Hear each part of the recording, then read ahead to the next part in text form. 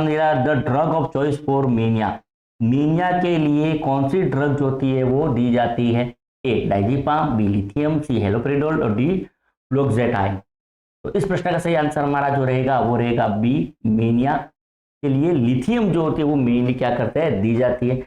Diazepam जो होती है वो क्या है, एंटी एंजाइटी बेंजोडाइजीपाइन होता है, ये मेनली एंजाइटी जो है वो और कन्वल्स सीजर जाता है जिसको कन्वर्जन कहते हैं उसके लिए मेनली कॉमन ये दी जाती है। ये सीडेटिव होती है, एंटी एंजाइटी, एनॉक्सिलाइटिक और सीजर के लिए दी जाती है, क्योंकि हेलोपेरिडोल जो होता है वो एंटी साइकोटिक ड्रग है, साइकोटिक ड्रग होती है। और ये मेनली सिजोफ्रेनिया जो है, सिजोफ्रेनिया की मेन ड्रग ऑफ चॉइस रहेगी, सिजोफ्रेनिया की ड्रग ऑफ चॉइस रहती है। फ्लोजेंटाइन जो है वो मेनली क्या है, एंटी डिप्रेसेंट है, और ये मेनली डिप्रेशन जो है, डिप्रेशन उसकी ड्रग ऑफ चॉइस रहती है, मतलब ये डिप्रेशन के अंदर दी जाती है। लिथियम जो होती है वो क्या है, एंटीमेनिक ड्रग होती है, ये एंटीमेनिक ड्रग है जो मेनिया जो है उसके ट्रीटमेंट में दी जाती है।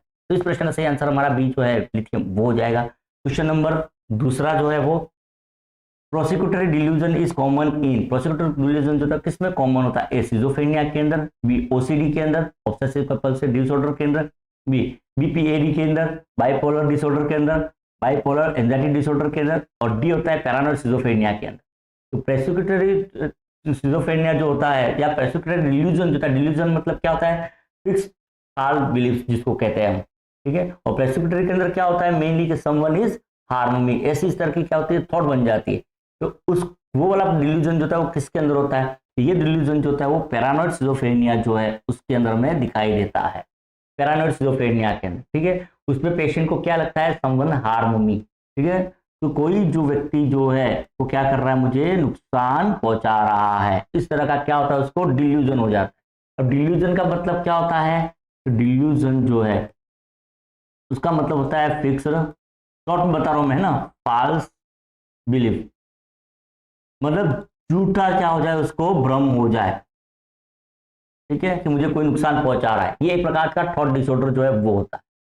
बढ़ते अगले क्वेश्चन की तरफ। Question number 3, delirium is a disorder of, delirium जो है वो किसका डिसऑर्डर है? ए परसेप्शन का, बी थॉट का, सी मेमोरी का, डी होता है कॉन्शियसनेस का।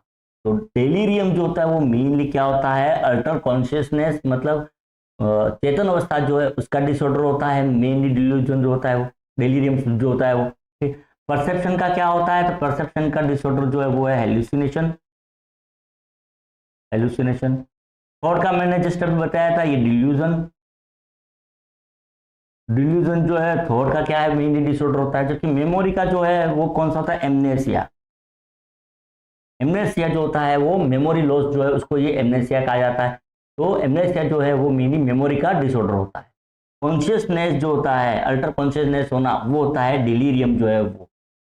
Question number 4, ECT is commonly used in, ECT मतलब इलेक्ट्रोकन्वर्जन थेरेपी सामान्यतः किसमें इस्तेमाल की जाती है? ए फोबिया के अंदर, बी पर्सनैलिटी डिसऑर्डर के अंदर, सी सीवियर डिप्रेशन के अंदर, और डी होता है मीनिया के अंदर। इस प्रश्न का सही आंसर हमारा जो है वो सी हो जाएगा। सीवियर डिप्रेशन के अंदर ईसीटी इलेक्ट्रोकन्वर्जन थेरेपी जो है वो काम में ली जाती है, सिजोफ्रेनिया के अंदर काम में ली जाती है। सीवियर डिप्रेशन जैसे सुसाइडल अटेम्प्ट जो होता है उसके अंदर भी काम में ली जाती है, ठीक। बाकी इन तीन के अंदर ईसीटी जो है इलेक्ट्रोकन्वर्जन थेरेपी उसका इस्तेमाल नहीं किया जाता। तो प्राइमरी चॉइस जो रहती है वो रहती है सीवियर डिप्रेशन जो है वो ईसीटी। चलिए बढ़ते अगले क्वेश्चन की तरफ। पांचवा और लास्ट क्वेश्चन है, which neurotransmitter is mainly associated with schizophrenia, schizophrenia के अंदर कौन सा न्यूरोट्रांसमीटर जो होता है वो मुख्य रूप से जुड़ा हुआ रहता है, संबंधित होता है?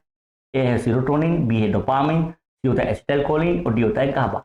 इस प्रश्न का सही आंसर जो है हमारा वो हो जाएगा मेनली डोपामिन, ठीक है। सिजोफ्रेनिया के अंदर क्या होता है, डोपामिन जो होता है वो क्या होता है, इंक्रीज हो जाता है, उसके कारण से सिजोफ्रेनिया होता है। मेनली डोपामिन का स्तर यदि ब्रेन के अंदर बढ़ जाएगा तो उसके कारण से सिजोफ्रेनिया होता है, क्योंकि डोपामिन का स्तर कम होता है तो उसके कारण से पार्किंसन डिसीज जो है वो होती है। सीरोटोनिन का सीधा संबंध होता है वो हमारा मूड जो होता है उससे होता है, मूड से, ठीक है। तो इसके कारण से क्या हो सकता है, सीरोटोनिन जो है, ठीक है, उसका यदि लेवल कम हो जाता है तो उसके कारण से क्या हो सकता है, डिप्रेशन, डिप्रेशन जो है उससे प्रॉब्लम हो सकती है। यदि सीरोटोनिन का लेवल क्या हो गया, डिक्रीज हो गया तो, और बढ़ गया तो मूड डिसऑर्डर हो सकते हैं, मीनिया की प्रॉब्लम हो सकती है, ठीक है। हालांकि डोपामिन जो होता है वो मेनिया के लिए जिम्मेदार होता है उसके लिए भी, लेकिन सीरोटोनिन मेनली मूड के लिए रिस्पॉन्सिबल होता है, क्योंकि एसिटाइल कोलिन जो होता है वो हमारा, ठीक है, एसिटाइल कोलिन जो होता है वो मेनली मेमोरी फॉर्मेशन जो है उसके लिए जिम्मेदार होता है, ठीक है। इसके कारण से क्या प्रॉब्लम हो सकती है, एल्जाइमर,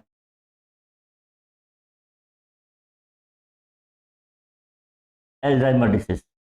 जैसे एसिटाइल कोलिन यदि डिक्रीज हो जाता है, कम होता है, तो उसके कारण से क्या हो सकता है, एल्जाइमर डिसीज जो है वो हो सकती है, ठीक है, जिसमें क्या होता है मेनली एक तरह से डिमेंशिया की कंडीशन जो है वो आती है, भूलने की जैसी समस्या हो सकती है, ठीक। ठीक वैसे ही गाबा, गाबा यदि डिक्रीज होता है, गाबा का लेवल डिक्रीज होता है ब्रेन के अंदर, तो उसके कारण से क्या हो सकती है, एंजाइटी, एंजाइटी जो है वो हो सकती है, गाबा जो है उसके कारण से एंजाइटी डिसऑर्डर, गाबा कम होने के कारण से। तो ये थे आपके मल्टीपल चॉइस क्वेश्चन जो थे, वो कुछ 5 लेके आया था मैं सैंपल के तौर पर, यदि आप कमेंट करेंगे तो मैं और भी क्वेश्चन ले आऊंगा।